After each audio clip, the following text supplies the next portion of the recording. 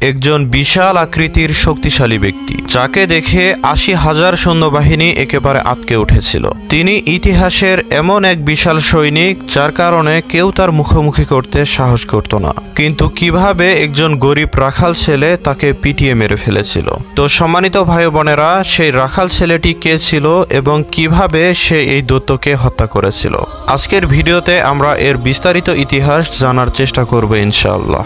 অনুরোধ থাকবে ভিডিওটি অবশ্যই শেষ পর্যন্ত দেখার জন্য।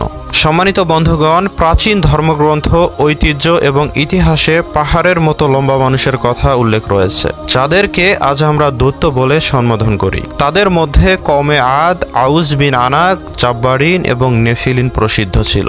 এই দৈত্যরা আসলে কোনো আলাদা প্রাণী ছিল না, বরং মানুষের মতোই একই বৈশিষ্ট্য এবং কাঠামো বিশিষ্ট ছিল। কিছু লোক লিখেছেন যে এই দৈত্যগুলো আসলে অতি প্রাকৃত সত্তা এবং মানুষের মিশ্র ক্রিয়া থেকে জন্মগ্রহণ করেছে। তো এই তালিকায় জালুতের নামও পাওয়া যায়, যার ব্যাপারে পবিত্র কোরআনে বিস্তারিতভাবে উল্লেখ করা হয়েছে এবং পবিত্র বাইবেলে তাকে গুলিয়াত নামে উল্লেখ করা হয়েছে। সম্মানিত ভাই বোনেরা, জালুত বা গুলিয়াত সম্পর্কে জানার আগে আমাদের জানতে হবে যে হযরত মুসা আলাইহিস সালামের পর বনি ইসরায়েলের অবস্থা কেমন ছিল। আসলে তখনকার যুগে বনি ইসরায়েলদের অবস্থা এমন ছিল যে তাদের মধ্যে সর্বদাই একজন রাজা থাকতেন, যিনি দেশের ব্যবস্থাপনা পরিচালনা করতেন, এবং আরেকজন নবী হতেন যিনি শরিয়া ব্যবস্থা এবং ধর্মীয় বিষয়গুলি পরিচালনা করতেন।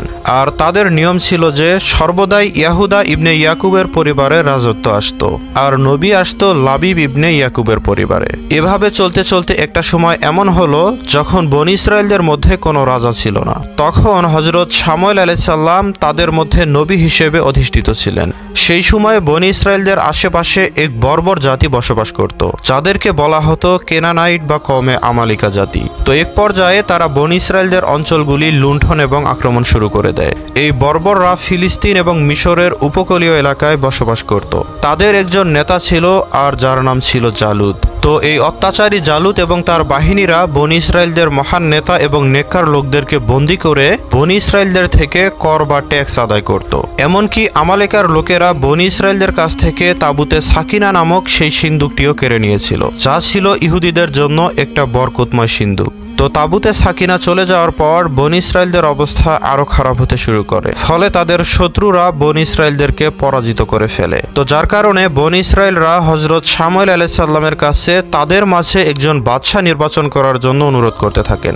অতঃপর হযরত শামুয়েল আলাইহিস সালাম আল্লাহ তাআলার আদেশ অনুসারে হযরত তালুতকে রাজা হিসেবে নিযুক্ত করেছিলেন, যিনি বনি ইসরায়েলদের মাঝে সবথেকে শক্তিশালী এবং জ্ঞানী ব্যক্তি ছিলেন। কিন্তু তিনি খুবই দরিদ্র এবং নিঃস্ব ব্যক্তি ছিলেন। তিনি ছাগল বা মেষ পালন করে জীবনযাপন করতেন। তাই বনি ইসরায়েল সম্প্রদায় এতে আপত্তি জানায় যে তালুত তো রাজপরিবারের কোনো সদস্য নয়, তাহলে সে কেমন করে আমাদের রাজা হতে পারে? অথচ আমরা যারা আছি তার থেকে আমরাই রাজত্বের বেশি হকদার, কারণ হচ্ছে আমরা পূর্বকাল থেকেই রাজপরিবারের সদস্য। তো বনি ইসরায়েলদের এ সকল বিরোধিতার জবাব দিতে গিয়ে নবী শামুয়েল আলাইহিস সালাম বললেন, মহান আল্লাহ রাব্বুল আলামিন তাকেই তোমাদের মাঝে রাজা হিসেবে মনোনীত করেছেন এবং তাকে জ্ঞান দিয়েছেন এবং শরীরে অনেক শক্তি দান করেছেন। আর আল্লাহ তাআলা যাকে ইচ্ছা তাকে রাজত্ব দান করে থাকেন। প্রকৃতপক্ষে মহান আল্লাহ রাব্বুল আলামিন সর্বজ্ঞানী এবং সর্বজ্ঞ। তবে তার রাজত্বের নিদর্শন হলো সেই তাবুতে সাকিনা আবারও তোমাদের কাছে ফিরে আসবে, যেটিতে তোমাদের প্রভুর পক্ষ থেকে তোমাদের জন্য দেয়া হয়েছিল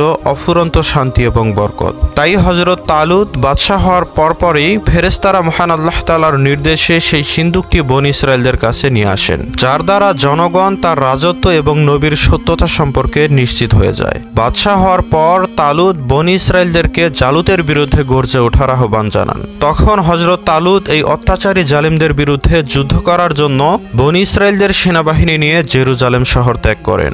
তখন তার সেনাবাহিনীকে মহান আল্লাহ রাব্বুল আলামিন এভাবে পরীক্ষা করেছিলেন যে তারা চলার পথে ছোট একটা নদীর সন্ধান পায়। সেই নদীটি জর্ডান এবং ফিলিস্তিনের মধ্যখানে অবস্থিত ছিল এবং সেই সময় বনি ইসরায়েলদের সেনাবাহিনীরা খুবই পিপাসিত ছিল। তাই আল্লাহ রাব্বুল আলামিন হুকুম দিলেন, যারা আমার বান্দা তারা যেন এই নহর থেকে পানি পান না করেন, এবং যে ব্যক্তি এই নদী থেকে পানি পান করবে সে আমার অবাধ্য হয়ে যাবে। কিন্তু শুধুমাত্র যারা যারা খুবই পিপাসিত ছিল তাদেরকে হাত দিয়ে শুধুমাত্র 1 অঞ্জলি পরিমাণ পানি পান করার অনুমতি দেওয়া হয়। অতঃপর এই তীব্র গরমে তাদের সামনে পানি থাকা সত্ত্বেও তারা তাদের হৃদয়ে তৃপ্তি মতো পানি পান করতে পারেনি। আসলে এটি ছিল মহান আল্লাহ তাআলার পক্ষ থেকে একটি কঠিন পরীক্ষা। ফলে যারা অবাধ্য ছিল তারা অধৈর্য হয়ে প্রচুর পরিমাণে পানি পান করলো। পানি পান করার পর তাদের ঠোঁট কালো হয়ে যায়, যার কারণে তৃষ্ণা আগের থেকে আরো বেড়ে যায় এবং তারা অত্যাচারী জালুতের বিরুদ্ধে লড়াই করার সাহস হারিয়ে ফেলে। আর যে সমস্ত মুমিন বান্দারা আল্লাহ তাআলার আদেশ অনুযায়ী মাত্র 1 অঞ্জলি পানি পান করেছিল তাদের জন্য এই সামান্য পানি যথেষ্ট হয়ে গেল এবং তাদের তৃষ্ণাও নিবারণ হয়ে গেল।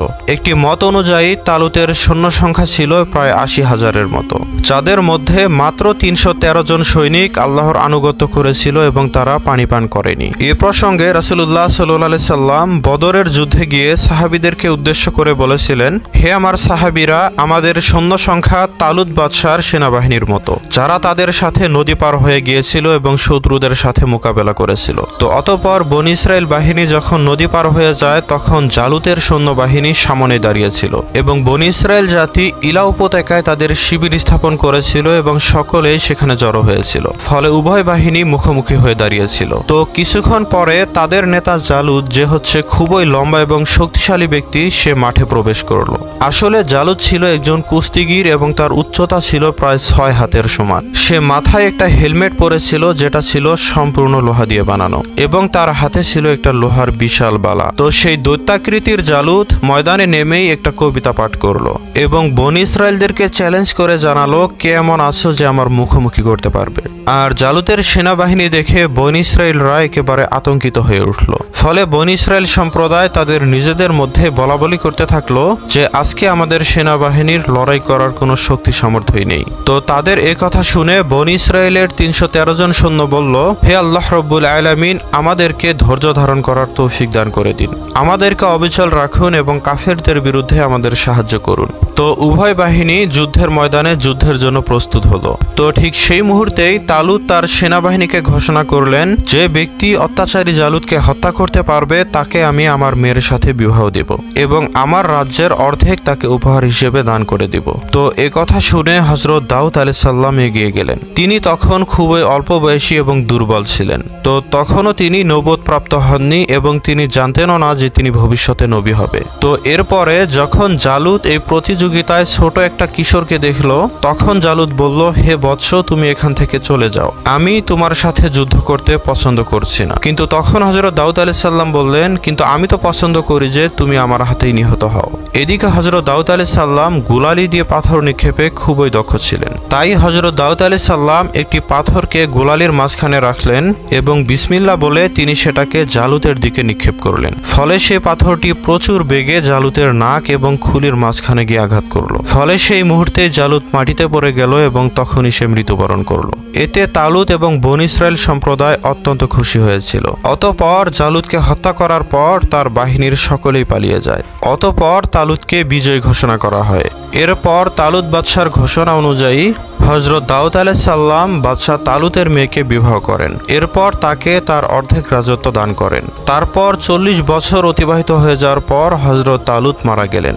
অতঃপর হযরত দাউদ আলাইহিস সালাম সমস্ত রাজ্যের রাজা হয়ে যান এবং হযরত শামুয়েল আলাইহিস সালামের মৃত্যুবরণের পর হযরত দাউদ আলাইহিস সালামকে মহান আল্লাহ তাআলা নবুয়ত দান করেন। যার কারণে হযরত দাউদ আলাইহিস সালাম ছিলেন বনী ইসরায়েলের এমন ব্যক্তিত্ব যাকে রাজত্ব এবং নবুয়ত দুটোই একসাথে দান করা হয়েছিল। তো সম্মানিত ভাই বোনেরা, ভিডিওটি ভালো লাগলে অবশ্যই লাইক, কমেন্ট এবং সাবস্ক্রাইব করবেন।